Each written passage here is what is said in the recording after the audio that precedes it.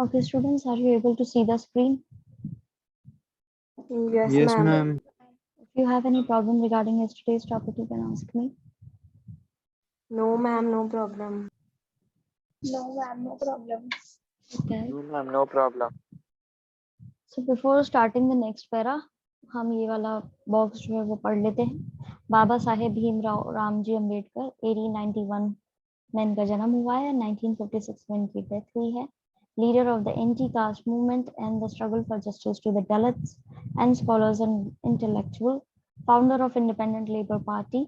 अब ये लीडर रहे हैं एंटी कास्ट मूवमेंट के, और जो ये संघर्ष चला है जस्टिस को लेकर के दलित लोगों के लिए, उनके लिए भी उन्होंने काफी काम किया है। इंटेलेक्चुअल रहे हैं, स्कॉलर रहे हैं, बुद्धिजीवी रहे हैं। Founder of independent labour party के फाउंडर थे।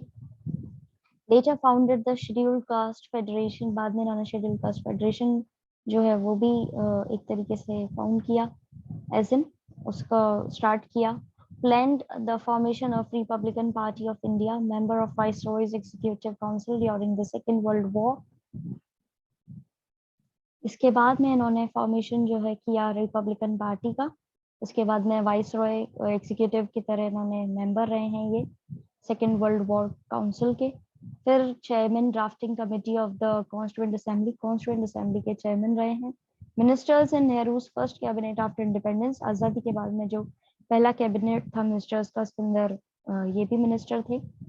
रिजाइंड इन 1951 में इन्होंने रिजाइन कर दिया due to differences over the Hindu code bill. क्यों रिजाइन किया था? क्योंकि अलग अलग विचारधारा थी, इनकी अलग व्यूज थे, बाकियों के अलग व्यूज थे हिंदू कोड बिल को लेकर के, इस वजह से उन्होंने रिजाइन कर दिया। अडॉप्टेड बुद्धिज्म इन 1956, बुद्धिज्म अपना लिया था इन्होंने लास्ट में, जिस साल इनकी डेथ हुई है, विद थाउजेंड्स ऑफ फॉलोअर्स, और कई हजार इनके फॉलोअर्स थे। समझ में आया? किसी को कोई दिक्कत? No, ma'am. Okay. No, The roots of the extraordinary success of the Congress Party go back to the legacy of freedom struggle. अब ये जो कांग्रेस पार्टी के बारे में हम पढ़ रहे थे कि ये इतनी ज्यादा सक्सेसफुल क्यों हो रही थी, किस तरीके से तीन कॉन्जिक्यूटिव उसमें ये जीतती आई थी। इलेक्शंस जो चले थे 3 बार जो हुए थे, वहां पर इनका काफी ज्यादा अच्छे इनको वोट्स वगैरह मिले थे, काफी सीट्स इन्होंने सिक्योर करी थी। वो ऐसा क्यों था? एक्स्ट्राऑर्डिनरी सक्सेस जो मिल रही थी वो, उसका रीजन सिंपली ये था कि ये फ्रीडम स्ट्रगल जो थी, हमारी आजादी का जो संघर्ष था, उस समय से ही काफी ज्यादा स्टैब्लिश हो चुकी थी ये पार्टी। तो वहीं से ये लेगेसी जो है चल रही थी, यानी कि इनकी जो इनका एक दबदबा था वो तब से ही चल रहा था। Congress was seen as inheritor of the national movement, इनको देखा जाता है कांग्रेस को कि यही नेशनल मूवमेंट के इनहेरिटर रहे हैं एक तरीके से। इन्होंने ही इस चीज को जोर दिया है, प्रॉपर्ली मैनेज किया है।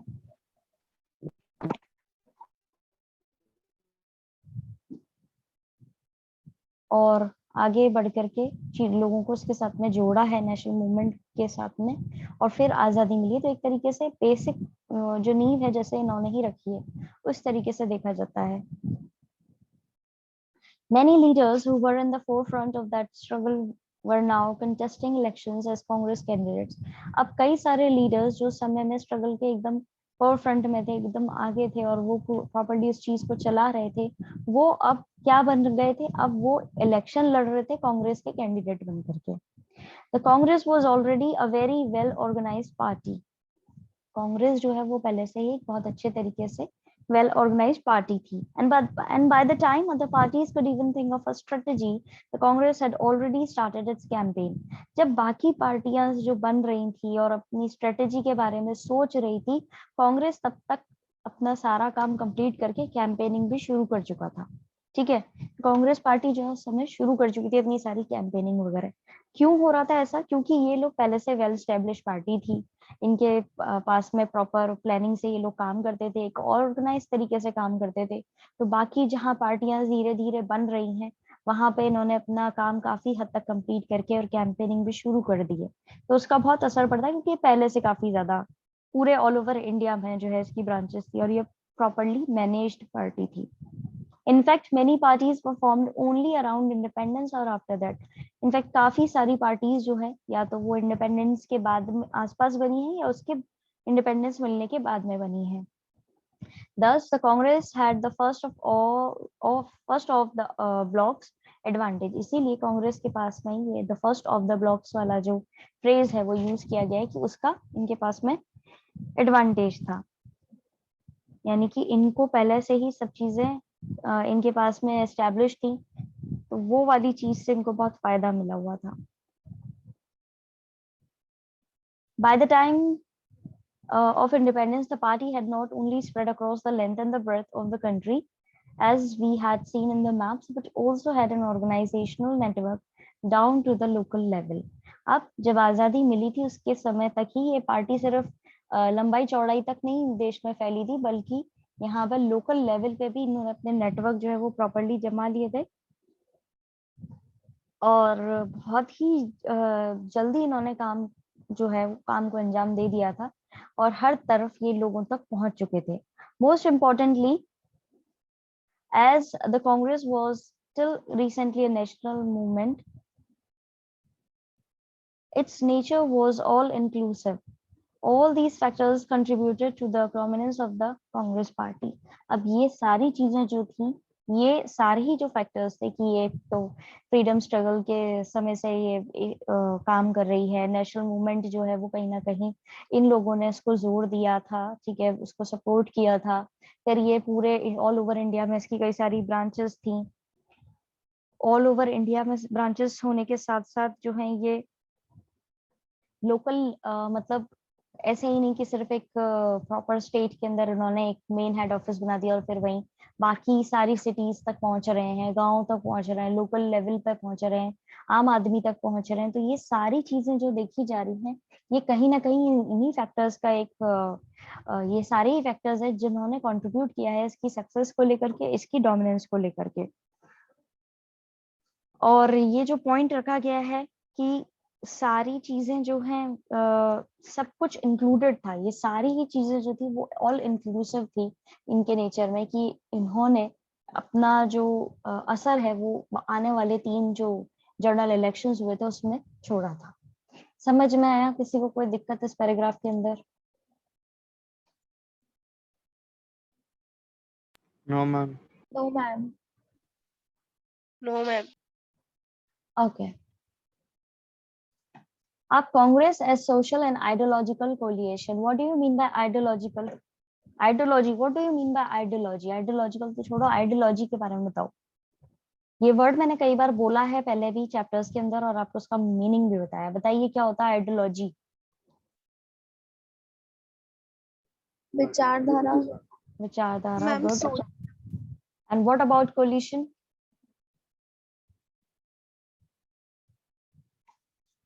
You don't have to Google it, ये तो पता होना चाहिए, टिप्स पे याद होना चाहिए ये।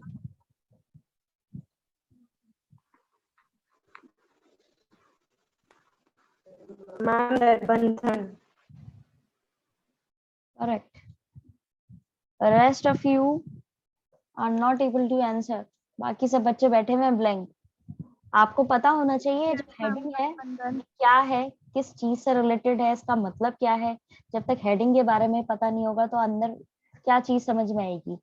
कांग्रेस एक सोशल और आइडियोलॉजिकल कोलिएशन था, यानी विचारधाराओं का गठबंधन था, सामाजिक और विचारधाराओं का एक गठबंधन था। ऐसे क्यों बोला गया है वो इस टॉपिक के अंदर आप पढ़ेंगे, समझ में आएगा कि यहाँ पर एक कांग्रेस पार्टी जो है वो सिंपली एक पर्टिकुलर ग्रुप नहीं था, उसके अंदर भी कई सारी छोटी छोटी पार्टीज थी और ये सबको साथ में लेके चल रहे थे। सबकी अलग अलग जो विचारधारा थी वो उनको साथ में लेके चल रहे थे। जो डाइवर्सिटी वाली चीज जो अपन ने शुरुआत से पढ़ी है कि इंडिया एक बहुत ही डाइवर्सिटी वाला देश है, यहाँ पे अलग अलग कस्टम्स हैं, कास्ट है, रिलीजन है, लैंग्वेजेस हैं और बाकी सारी चीजें हैं, पहनावा है, सब कुछ है।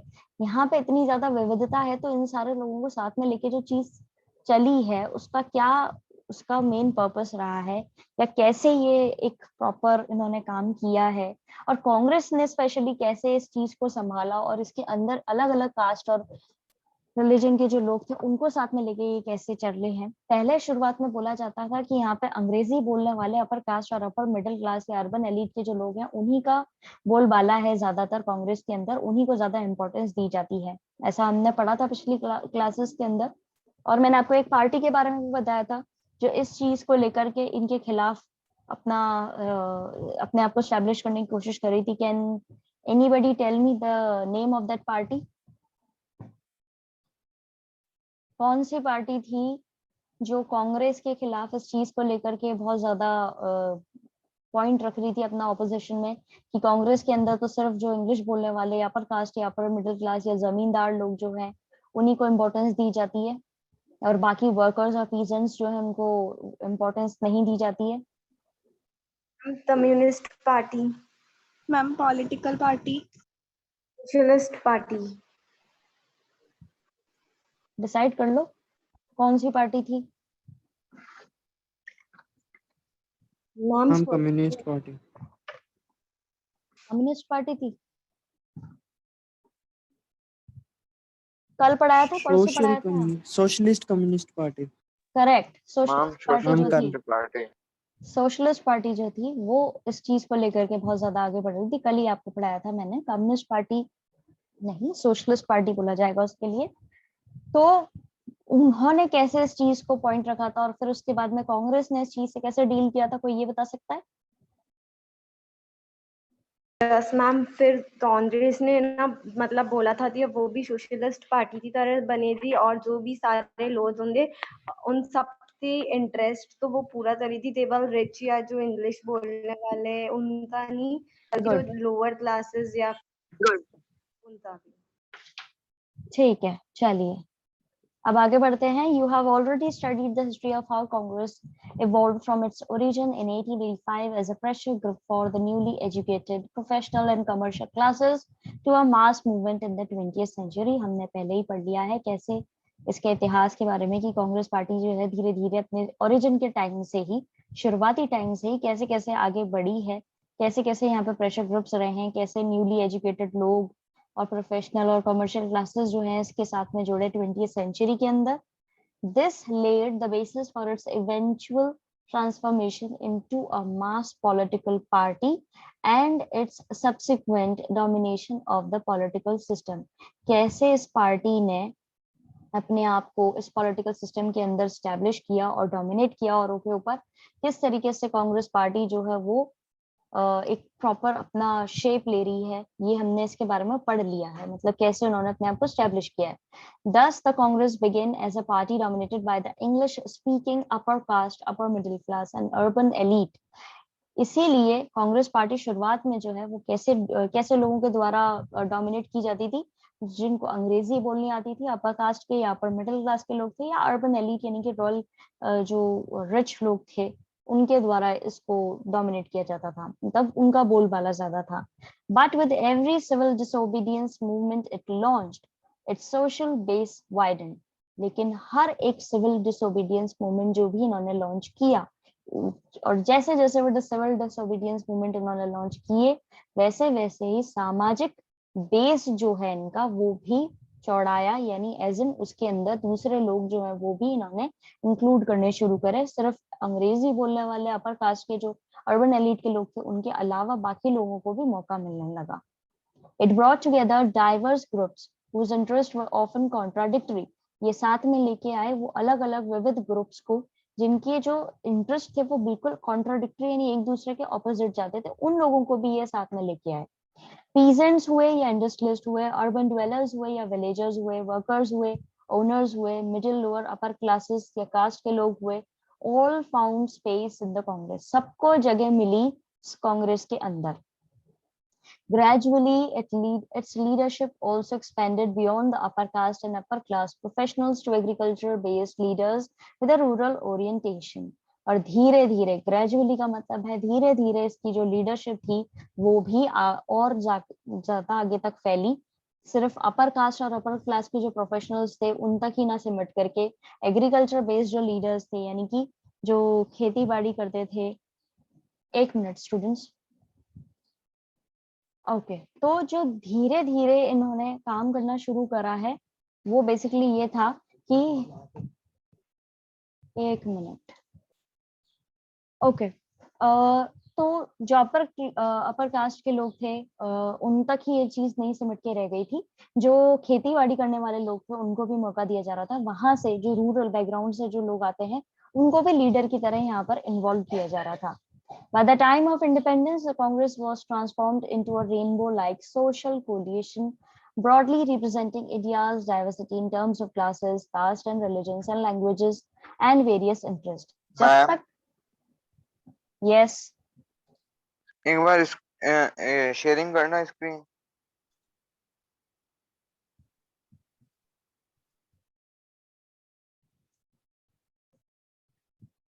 अब जब आजादी मिली थी तब तक कांग्रेस जो है वो पूरी तरीके से एक रेनबो लाइक, यानी कि कई सारे अलग अलग, जैसे रेनबो में कलर्स होते हैं वैसे ही यहाँ पे भी सामाजिक जो समाज था उस तौर पे भी अलग अलग समाज, क्लासेस के लोग, कास्ट के लोग, रिलीजन के लोग, अलग अलग भाषाएं बोलने वाले लोग, जिनके अलग अलग इंटरेस्ट हैं, वो सारे ही लोग जो हैं इस चीज में जुड़ चुके थे। एक सामाजिक गठबंधन जो है वो हो चुका था और वो इंडिया की डाइवर्सिटी को प्रॉपरली रिप्रेजेंट कर रहा था। इस पैराग्राफ के अंदर किसी को कोई दिक्कत? No ma'am, no problem. No, ma'am. No. Okay, then कई सारे जो ग्रुप्स थे वो अपनी आइडेंटिटी जो है वो जोड़ रहे थे कांग्रेस के अंदर। अब हमने ऊपर जैसा पढ़ा, कास्ट, क्लासेस, अलग अलग रिलीजन, अलग अलग, तो कई सारे ग्रुप्स जो हैं वो भी इसके अंदर जुड़ रहे थे। Many of these groups merged their identity within the Congress. कई सारे ग्रुप्स ने अपनी आइडेंटिटी जो है वो कांग्रेस के साथ में जोड़ ली। Very often they did not and continue to exist within the Congress as groups and individuals holding different beliefs. कई बार अक्सर जो है वो इंक्लूडेड नहीं रहते थे, ये एग्जिस्ट नहीं करते थे कांग्रेस के अंदर, ये सारे ग्रुप्स और इंडिविजुअल्स जो हैं जिनके अलग अलग विश्वास हुआ करते थे। यानी कि वो कुछ समय तक कांग्रेस के अंदर इंक्लूडेड हैं, बाद में जाकर के उनकी अगर विश्वास या उनकी विचारधारा अलग हुई तो वो इससे अलग भी हुए हैं। जैसा कि हमने कल एक सोशलिस्ट पार्टी के बारे में पढ़ा था, जो शुरुआत में कांग्रेस, जो यंग कांग्रेस लीडर्स थे उन्हीं के द्वारा वो बाद में फ्रेम की गई थी और फिर बाद में वो अलग हो गई थी। तो उसी तरीके से आप समझ सकते हैं इस लाइन को। In this sense the Congress was an ideological coalition as well. इसी तरीके से हम समझ सकते हैं कि कांग्रेस जो है वो एक विचारधाराओं का भी गठबंधन हुआ था। It accommodated the revolutionary and pacifist, conservative and radical, extremist and moderate, in the right and the left and all shades of the center.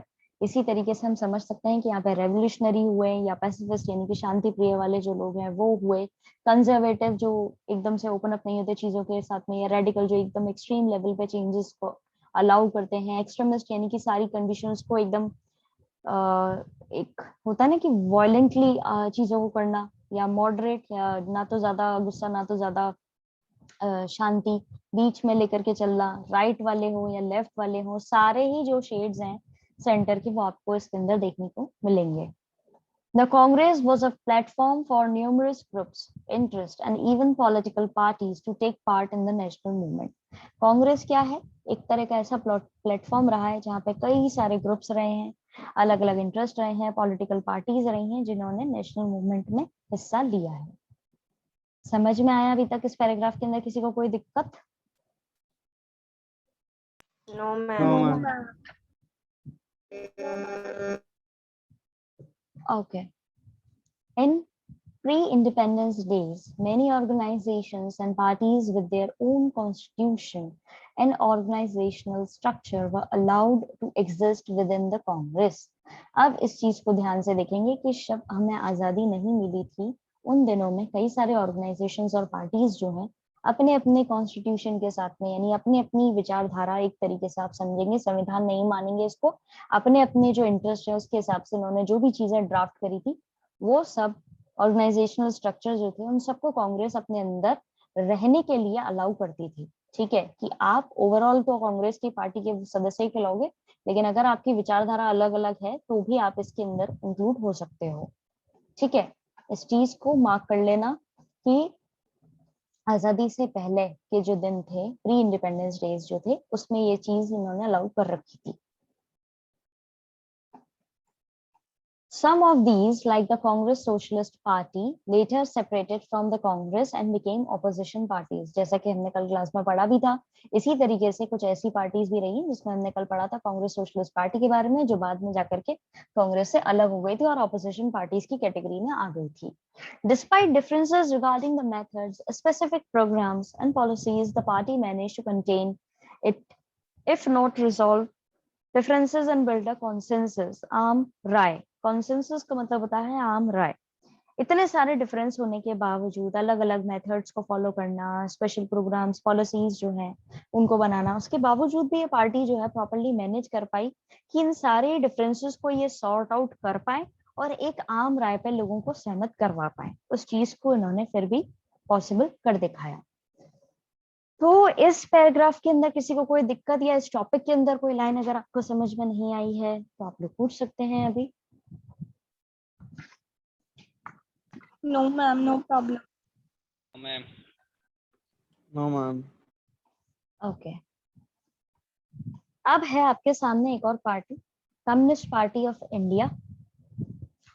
In the early 1920s, Communist Party emerged in different parts of India, taking inspiration from the Bolshevik revolution in Russia and advocating socialism as a solution to problems affecting the country.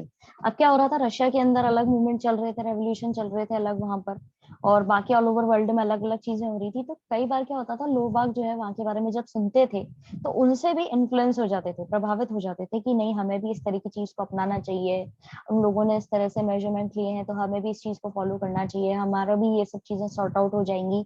तो उसी तरीके से शुरुआत में ही 1920s के communist group जो है वो अलग अलग हिस्सों से इंडिया के वो एक इंस्पिरेशन ले रहे थे जो रशिया के अंदर बोल्शेविक रेवोल्यूशन चल रहा था वहां से, और वो भी इस चीज का पुरजोर सपोर्ट कर रहे थे सोशलिज्म का, कि एकमात्र यही जो है सोशलिज्म ही जो है वो एक सोल्यूशन है. जितनी भी हमारी कंट्री, हमारे देश के अंदर अभी प्रॉब्लम्स चल रही है उन सबका यही एक सोल्यूशन है. इस हिसाब से वो लोग ये चीज कर रहे थे. ठीक है.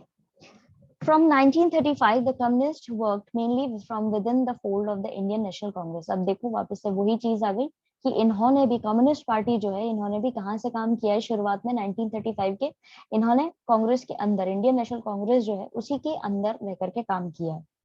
A parting of ways took place in December 1941. और ये अलग कब हुए इंडियन नेशनल कांग्रेस से? 1941 के अंदर. When the communists decided to support the British in their war against Nazi Germany.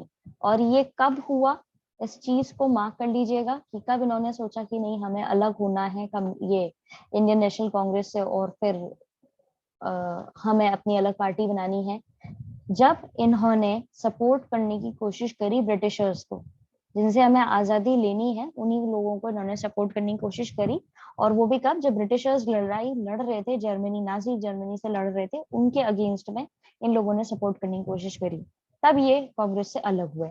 Unlike other non-Congress parties, the CPI had a well-oiled party machinery and dedicated cadre at the time of independence. अब जो दूसरी non Congress parties थी उनसे बिल्कुल हट करके इनकी जो पार्टी थी वो पूरी तरीके से प्रॉपर मशीनरी पे काम करनी थी, एज इन की यहाँ पे भी सब कुछ मैनेज था. जैसे बाकी की जो नॉन कांग्रेस पार्टीज थी उनमें प्रॉपरली मैनेजमेंट से और प्लानिंग से काम नहीं हो रहा था ना, वहां दूसरी तरफ ये एक ऐसी पार्टी थी जहां पर पूरी तरह से प्रॉपरली काम हो रहा था और इनका एक जो लोग थे वो पूरी तरीके से डेडिकेटेड थे. ठीक है. अब ये 1941 की बात चल रही है तो अब 1947 में हमें आजादी मिली है, तो उस समय तक ये प्रॉपरली काम कर पा रहे थे. However, the independence raised different voices in the party. जब आजादी मिली तो इस पार्टी के अंदर भी अलग अलग आवाजें उठने लगी. The basic question that troubled the party was the nature of Indian independence. अब जो बेसिक क्वेश्चन उठ रहा था वो ये था जिससे इस पार्टी के अंदर दिक्कतें आई थी, वो ये कि हमारे को जो इंडिपेंडेंस मिली है उसका क्या है. Was India really free or was freedom a shame? अब उनका मानना ये था कि क्या वाकई में इंडिया आजाद हो गया है या ये जो आजादी हमें मिली है ये एक शेम है हमारे लिए. इस तरह के क्वेश्चंस इनकी पार्टी में उठ रहे थे. Soon after independence, the party thought that the transfer of power in 1947 was not true independence and encouraged violent uprising in Telangana. जैसे ही आजादी मिली तो पार्टी को लगने लगा कि ये पावर्स का ट्रांसफर हुआ है 1947 के अंदर, ये हमें प्रॉपरली आजादी नहीं मिली है, और इसको लेकर के इन्होंने हिंसक चीजें जो हैं तेलंगाना के अंदर करवाना शुरू करा। Communist failed to generate popular support for their position and were crushed by the armed forces. अब ये जो कम्युनिस्ट लोग थे, इन्होंने कोशिश करी थी कि इनको सपोर्ट मिले अच्छे तरीके से, अच्छी पोजीशन पे इनको सपोर्ट मिले, लेकिन ये फेल हो गए और इनको आर्म फोर्सेस जो थी, आर्मी जो थी उस समय में, उन्होंने पूरी तरह से इनकी दबंगाई जो थी उसको बंद करवा दिया। समझ में आया किसी को कोई दिक्कत? No, ma'am. No, okay, ma'am. तो ये पार्टी के बारे में हम कल कंटिन्यू करेंगे। Now I am going to send you link for your another class.